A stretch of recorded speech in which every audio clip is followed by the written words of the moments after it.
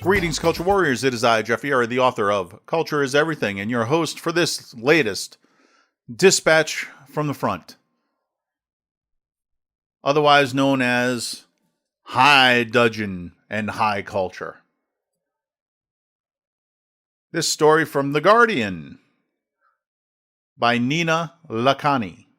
Millions in U.S. face losing water supply as coronavirus moratoriums end. Millions of families in America risk losing running water over unpaid bills as moratoriums on shutoffs expire across the country, despite record levels of unemployment and mounting fatalities from the coronavirus pandemic. Running water had been guaranteed to about two-thirds of Americans as hundreds of utilities suspended disconnections amid warnings from public health experts. The good hygiene, particularly hand washing, was crucial to curtailing the devastating spread of coronavirus. But now at least 115 local moratoriums on water disconnections, including the statewide orders in Indiana and Ohio, have expired. That leaves 46 million or so people at risk of having their taps turned off even as the pandemic rages. Another 21 million people will lose the guarantees of running water by 1 September, according to analysis by the not-for-profit group Food and Water Watch, as numerous orders are slated to expire, including statewide moratoriums in Wisconsin and Maryland. Nationwide, more than 5.2 million people have tested positive for the coronavirus in the U.S., leading to at least 165,000 deaths, the worst per capita death toll in the world. Let's stop there. There's more to the article, but let's start with their bogus number. 165,000 deaths, 5.2 million people. Now, the problem is that not everyone gets tested, and not everyone who's counted as a COVID death, as we've seen, is a COVID death. Because they've inflated the death count by putting in things that have nothing to do with it. There was a person in Florida recently who died in a motorcycle accident. They counted them as a COVID death because after death, they tested them and found COVID antibodies. There was a person in Washington who died of a gunshot wound and counted as a COVID death. George Floyd, the person who was murdered by police in Minneapolis, tested positive for COVID. He's a COVID death.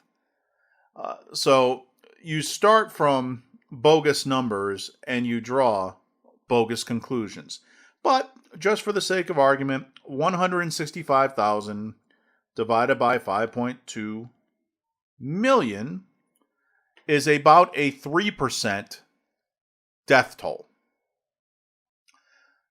So that's of people who had symptoms severe enough to get tested, because mind you, we don't just test anybody. You have to have symptoms severe enough to get tested. And of those severe enough to get tested, 3% have died. What a horrible thing. Now, what they don't tell you is the overwhelming majority of those deaths occurred in just a couple of states. A couple of states run on a uniparty basis by the Democrat Party. So make of that what you will. Our media over here makes nothing of it.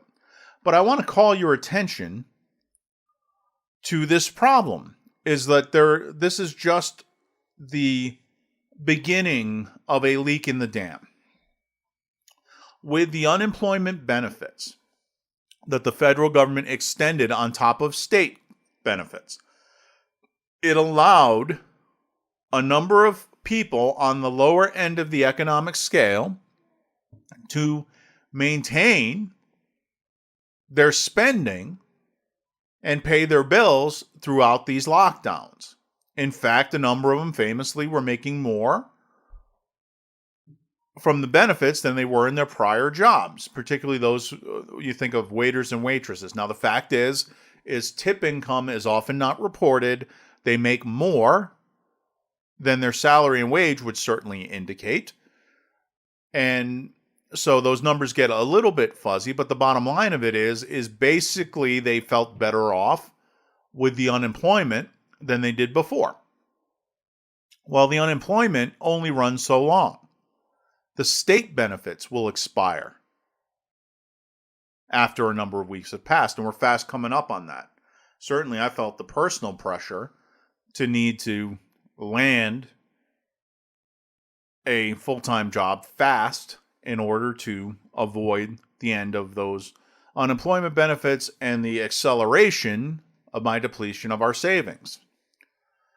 A lot of other people are in a worse situation where they don't have savings to deplete. And so the moratoriums on some of these bills, and in most of America, your water bill is run by your local government. Now, there's some privatization of water in some places, but that's pretty few and far between. Mostly, it's the local government. So you might ask yourself, since the local government have joined the lockdown Gestapo, why shouldn't the local government continue the moratorium? And the answer is they won't sacrifice their budget and they won't furlough their workers. You see, government workers have been overwhelmingly protected during this pandemic. In fact, as work has slowed down, mainly across the government sector, in most parts of it, they've enjoyed a respite from their usual light workloads.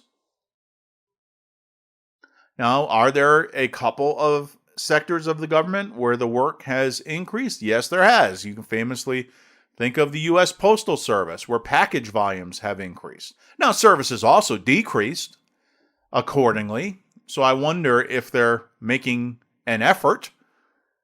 But the fact is in some areas, workloads have actually gone up. Processing some of those checks certainly increases the workload for the folks that are doing it, but by and large, you can think of your public school teacher who had a nice extended vacation throughout this pandemic, maybe put in an hour here or there to do a Zoom call, but largely found themselves with time to contemplate nature and that sort of thing. So that's not going to happen. What is going to happen is they're going to be working overtime, going out to people's homes and turning the valves that turn off their water. Gavin Newsom in California, the tyrannical governor of one of the largest states in the union, has been using water turnoffs as a way to punish people who don't follow his ridiculous, illegal, unconstitutional lockdown mandates. So if you don't obey, you don't get to shower, you don't get to drink. How about that? That's how they're playing it in California, soon to come to a state near you. I can attest personally to the vigor with which our water department goes about its business of shutoffs. Here in my local community, the people who designed the water bill made it such that the part of the bill where you actually put down how much you're going to pay is on the opposite side of the bill, showing the payment address. So what this does is you've just finished filling out one side of it, and if you're not careful, because the envelope is exactly the same, when you turn it over, if you don't turn it over, your address will appear in the window instead of the water department's address, which means they will send it right back to you and charge you 50 cents for the privilege of doing nothing. Thanks, U.S. Mail Service. And in the meantime, the clock will keep running on your water bill. And you'll get late charges. And if you don't submit it in time, why, they will very quickly send a couple of very nice gentlemen out to turn the crank on your pipe. And that's it. No water for you.